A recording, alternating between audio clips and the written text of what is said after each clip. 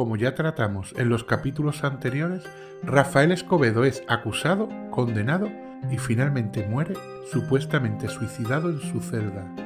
Pero no fue el único acusado y condenado por el crimen.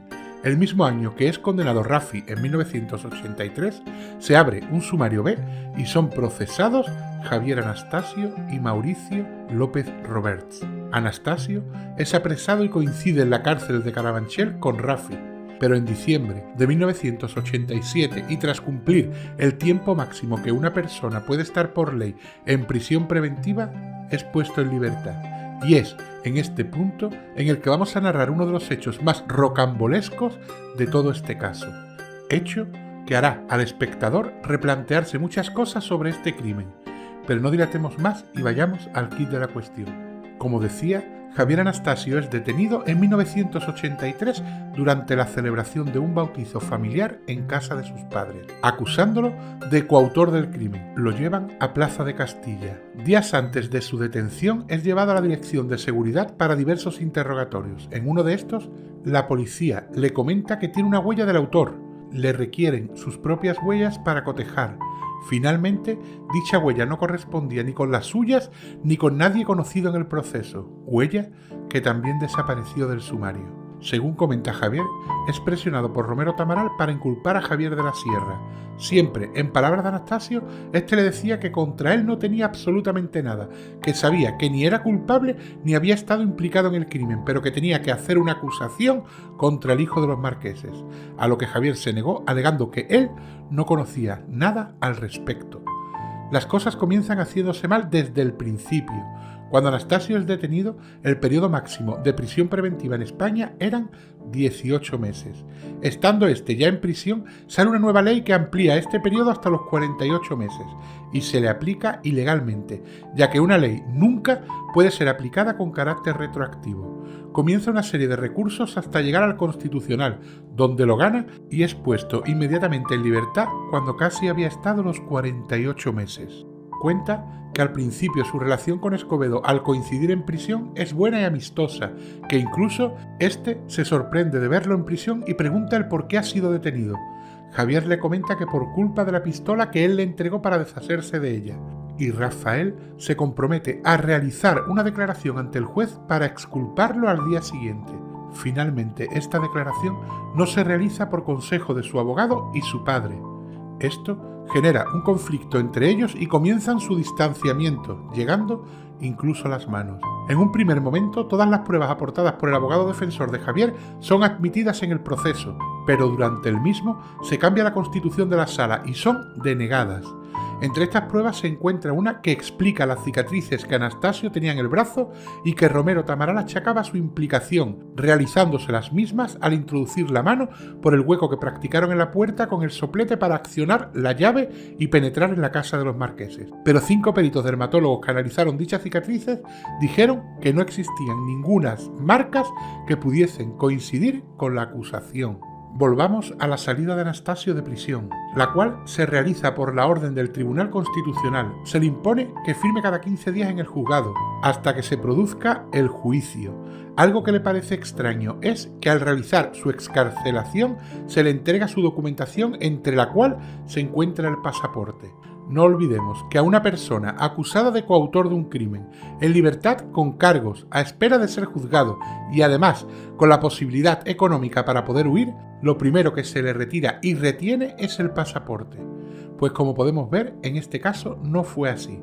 Otro fallo casual en el transcurso de este caso: se pone fecha para la realización del juicio, pero al acercarse la misma, este es pospuesto. Javier sigue a la espera del mismo y firmando cada 15 días en el juzgado, y es instaurada una nueva fecha y, para sorpresa de todos, también vuelve a ser pospuesta. Durante 9 meses, esto se repitió hasta en 4 ocasiones en las que Anastasio seguía firmando y presentándose a sus citas con la justicia.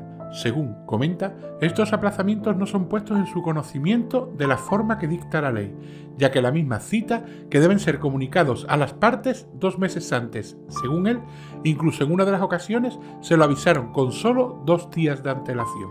Ahora, siempre según sus propias declaraciones, su abogado García Pablo recibe una información de uno de los jueces que iban a estar en el juicio, diciéndole que se fuese, que esto estaba ya pactado e iba a ser juzgado y condenado con más años de pena que incluso los que le cayeron a Rafi, siendo él autor material de los hechos. Entonces, Javier, en consenso con toda su familia, toma la decisión de marcharse de España. Saca una documentación falsa para poder abandonar el país y es lo que trasciende a los medios, que huye con documentación falsa.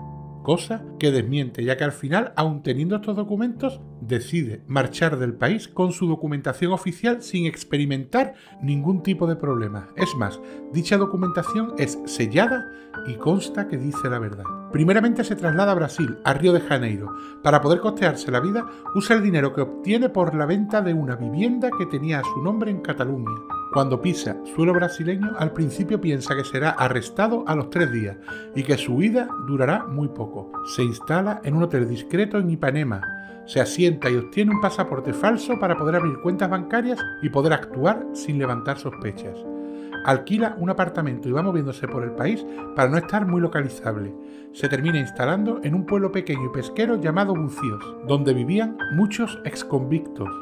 Viviendo en este lugar es cuando realiza la entrevista para el periodista Jesús Quintero, por la cual recibe $100.000. A los 2 años intenta legalizar su situación y se desplaza a Río de Janeiro, a la Policía Federal. Tras realizar los trámites, al ir a recoger su documentación es detenido y llevado a un cuartito donde le sacan el expediente de su caso y su orden de búsqueda y captura puesta por la Interpol.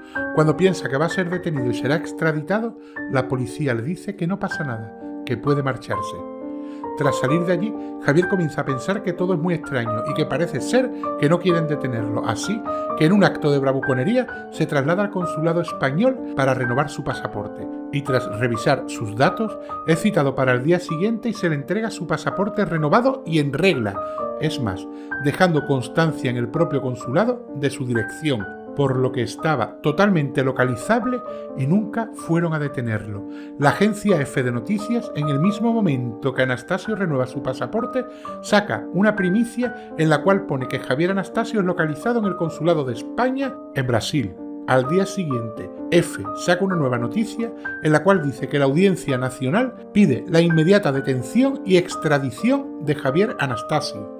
Al tercer día vuelve a sacar una nueva noticia y en esta dicen: el Consulado de España en Brasil desmiente tener noticia alguna del paradero de Javier Anastasio. Cosa que se ha podido demostrar como falso al presentar a Anastasio toda la documentación de la renovación de su pasaporte.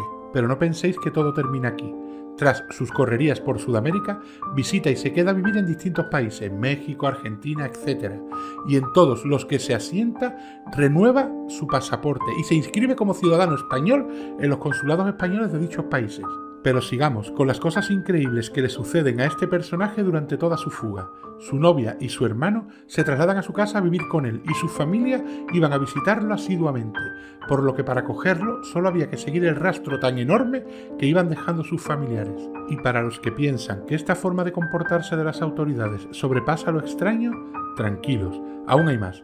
En este suceso parece que cuando las cosas no te pueden sorprender más de lo que ya lo han hecho, dan un giro de tuerca y superan lo anterior. Como decíamos, Anastasio estaba totalmente localizado en todos los países que había estado viviendo. Pero hay más. En Argentina le ocurren 2 sucesos que harán al espectador pensar que toda esta historia no puede ser cierta. Pero déjenme decirles que en muchas ocasiones la realidad supera con creces la ficción. Y este es un claro ejemplo de ello. Viviendo Javier en Argentina, se produce el atentado de la AMIA. Resumiéndolo mucho, esto fue un atentado con coche bomba que sufrió la Asociación Mutual Israelita Argentina, AMIA. Ese mismo día, Javier estaba en la calle esperando a una amiga y sin saber por qué, fue rodeado de policías y lo detuvieron. Al parecer, estaba muy cerca de una sinagoga y alguien denunció a una persona extraña merodeando por la zona, así que pensaron que se trataba de un terrorista. Al ser detenido, lo fichan, le toman las huellas y las mandan a España pidiendo su expediente. Pues por extraño que parezca, al cabo de unas horas, vuelve a pasar lo mismo que le pasó en Brasil. La policía le comunica que puede irse, que todo se encuentra bien. Se traslada a México con su pareja y tiene su primer hijo, pero al poco tiempo se vuelve a trasladar a la Patagonia Argentina y se instala allí durante 10 u 12 años. Estando en este lugar, prescribe la causa por el asesinato de los marqueses de Urquijo. Él se lamenta de que no se le notificase a su abogado que el caso había prescrito y durante este periodo fallecen sus padres. El no saber que no podían acusarle por este hecho le impidió poder acudir a su entierro. Como hemos podido ver en este relato, ¿qué pasó con este caso para que este hombre pudiese vagar a sus anchas estando siempre completamente localizado, siendo detenido y con alertas de busca y captura por la Interpol, nunca fuese extraditado? De hecho, incluso las noticias que aparecían en la prensa a este respecto eran oficialmente desmentidas por los estamentos oficiales. Cabe mencionar que en este caso también pagó como encubridor Mauricio López Roberts, marqués de Torrehermosa, que trabajó con Escobedo y Miriam en Golden, una empresa piramidal, y que decía siempre sentirse el padre adoptivo de Escobedo. Este fue condenado en 1990 a una pena de 10 años de prisión. Ahora reflexionemos un poco antes de poner el broche final. Hemos asistido al crimen que más tinta ha derramado en este país, el primer gran crimen de la democracia, provocado en el seno de la Jet Set, y al final todo quedó resuelto de una forma lamentable, chapucera y cogida con pinzas.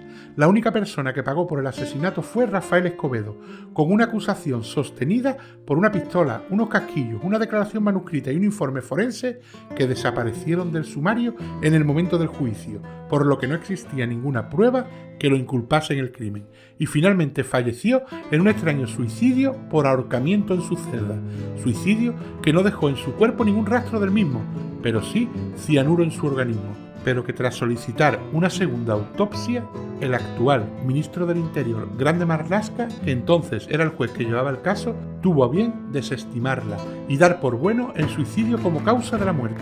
Si a esto unimos la extraña detención y más extraña aún, huida y persecución de Javier Anastasio, tenemos todos los ingredientes de una gran conspiración, pero no olvidemos algunas cositas más que sucedieron y alimentan la misma. El lavado de los cadáveres por orden del administrador, así como la ausencia de vigilancia en una zona del chalet, también por orden suya. Y tampoco podemos olvidar la quema de documentos que realizaron el hijo de los marqueses y nuevamente el propio administrador. Como sabéis y siempre digo, os expongo los datos y ahora os toca a vosotros tomar vuestras propias decisiones sobre qué pasó realmente en el crimen de los marqueses de Urquijo. A la casa de mis suegros, citado por Miriam, me llevó Javier Anastasio y cuando yo llegué allí, pues ya supongo que estaba todo más o menos hecho. Yo lo único que hacía era preguntarla y ella decirme que no me contestaba nada y no me di instrucciones de ningún tipo. Lo único que me dijo es, esto lo tienes que hacer desaparecer. Había un bulto de trapos. Entonces yo pues desplié todo ese amasijo de trapos y dentro estaba la pistola. ¿Eso lo hiciste en tu casa o lo hiciste en el coche con Miriam? No, eso lo hice en mi casa. La típica conversación de, oye, ahora ya no hay problemas, ahora ya tengo yo todo el dinero, ahora ya no tenemos por qué preocuparnos por nada y ahora ya está. En el caso Urquijo no le ha interesado a nadie investigar. No se ha investigado, ni se va a investigar, porque no le ha interesado a nadie que se investigue. Rafi, la cárcel te está destruyendo. La cárcel me ha destruido. He llegado ya al final. Ya no es que me esté destruyendo, es que ya me ha destruido. O sea que todas nuestras respetables autoridades jurídicas y penitenciarias pueden sentirse tranquilas y orgullosas de a una persona como era yo, con condena o sin condena, me da igual. Cuando empecé con toda esta aventura, pues que era un chaval, ni sabía dónde estaba parado, ni sabía dónde estaba la derecha y la izquierda, y no tenía ninguna malicia. Era ingenuo, tal vez un poco inmaduro, con cantidad de ilusiones, sano, alegre, normal. Han conseguido que hoy día pues sea eso. No. Es que ya no soy nada. Nada. No. Pues eso. Lo único que me falta ya para terminar es la cajita con la crudita encima. Lo demás prácticamente lo conseguirá todo. Más claro ni el agua, que fueron gente de la casa. Desde el primer día lo tuve y lo tengo y lo tiene todo el mundo, joder, y la propia policía primero. del caso del Grupo Noveno no lo tuvieron porque no le dio la gana, porque siguieron del señor Herrera. Pero señores, ¿dónde se ha puesto una zorra a guardar gallinas? Que es un refrán ordinario, pero es lo más lógico. ¿Cree usted que el señor Herrera les iba a llevar a la pista de quién habían sido? Yo he vestido de negro con camisa de negro montones de veces y además regaladas por el marqués. Porque eran camisas de seda. Yo soy una persona bastante gordita y además no creo que le falta que me levante para que lo vea. Y muy redondito de vientre porque, por desgracia, a mí se me llenan las cositas de aquí. Yo no soy hombre de deporte, ¿sabe? Y entonces, pues, para camuflar, si quiere usted, pues, un poco de... Sí, se puede llamar coquetería, que tampoco la tengo mucho. Porque no soy un hombre que vaya por el mundo arrastrando a las señoras ni a los hombres. Pues me ponía camisas. Y no solamente las pongo. ¿Fue usted de negro? Bueno, de negro no. Siempre he sido siempre un hombre de gris, no sé si lo sabe. Se ha publicado muchas veces. Y de la gomina. ¿Quiere usted cree que desde entonces no he vuelto a usar gomina? Por eso se sorprendieron cuando le vieron al día siguiente del asesinato vestido de negro. Y todavía tengo, no de negro, un pantalón gris, que siempre azul marino he llevado, siempre azul marino y gris, siempre azul marino y gris, siempre azul marino y gris, excepto después de la muerte del marqués, que me pongo de verde y de colorado, y de lo que me sale de la nariz, vamos. Dice el jurista, quema de pasaportes, usted lo ha oído, ¿no? Que usted ¿Y documentos? Documentos y pasaportes. Y pasaportes, sí. Ha dicho pasaportes. También. Bueno, pues los pasaportes de los señores marqueses están en poder del señor juez. Entonces he quemado los documentos que había que quemar, porque el marqués dijo, Diego, quémelos todos. Y quemado. Pasaportes. ¿Sabe los documentos que se han quemado? Los carnés del padre del señor marqués, que eran de coronel, general de brigada, general de división, y los pasaportes viejos del padre del señor marqués, fallecido hace ya 15 años. Porque yo decía, Dios mío, si dejo esto por aquí, cualquier día lo coge alguien y encima tengo el follón de Cristo, vamos, porque utilizan estos carnés y va, ¿qué las prisas? Eso es como documentos. ¿Y papeles? Bueno, ahí están. Cuando quieran pueden ir a ver y a verificar desde el principio hasta el fin la procedencia de los bienes de los subhijos. Están en el Somosaguas. Si no se han quemado. Pero están, cuando yo me marché estaban. Usted mandó... Yo mandé lavar los cadáveres, pero no cadáveres. Porque esta es una frase así de grande, vamos. Cadáveres es así de grande. Claro, un trozo de nariz muerta es un trozo de cadáver. Lo que hice fue lavar la cara a aquel hombre. Pero tiene que quedar muy claro, y además eso hay pruebas, en la prensa carroñera y en la policía. El gabinete de identificación, primero, cuando llegué al chalet, estaba la policía allí, y no se podía tocar, vamos, ni el tirador de la puerta. Segundo, allí no se movió nadie del cuarto de los difuntos marqueses hasta que no llegó el gabinete de identificación. El gabinete de identificación, con sus polvitos y sus, no sé si se llamarán testigos o cositas milimetradas, desarrolló su trabajo en las dos habitaciones. Viendo los casquillos, o lo del armario, el tiro en el armario, etcétera, etcétera. Después llegó el forense, pero allí sin tocar nadie nada. El forense, y lo único que le dije, al ver cómo trataba a mi pobre jefe, por favor, yo le quité el pijama para que al ponerle el termómetro anal, pues a mí me parecía que todavía a mi jefe le dolía el alma, le dolía el cuerpo, después de haberlo asesinado. Perdón, yo tengo unas declaraciones suyas a televisión diciendo que usted mandó a lavar los cadáveres. Sí, yo continúo. Si no me he cortado, voy a continuar con el lavado de cadáveres. Y no deje que lo manipularan de mala forma y con cuidado le retiré el pijama. Entonces el forense hizo lo que fuera, sus estudios o lo que sea, su inspección y se marchó. Y se marchó todo el mundo de allí. Me dejaron, la única persona responsable que había en la casa era yo. Una criada, un conductor, la sirvienta negra, y para usted de contar. Pues terminan estos señores de hacer su función y se van. Y yo tenía a las dos pobrecitas madres de los marqueses abajo y decía, por favor, señora marquesa, doña Mercedes, no suban. No suban porque ver aquellas imágenes no eran nada agradables. Del cuarto de baño del mismo cuarto del marqués cogí un poco de algodón, le metí los algodones en la nariz y en los oídos, le cerré los ojitos así. Y le dije a una enfermera que trabajaba en casa de unos primos del señor marqués, vamos a lavarles un poco la cara y les vamos a cambiar la sábana, los vamos a liar bien para que estén presentables. Y eso me costó a mí un daño tremendo. un esfuerzo sobrehumano. Y no es que yo no haya ordenado, no solamente lo he ordenado y lo he ejecutado. Pero ¿quién va a negar eso? Y lo hice con todo el amor del mundo. Lavó los cadáveres. Lavé la cara, vuelvo a repetir. Y les puse una sábana completamente. Quiero agradecer a Jesús López por colaborar en la búsqueda de datos para esta serie. Soy Triun Arts. Buenas noches.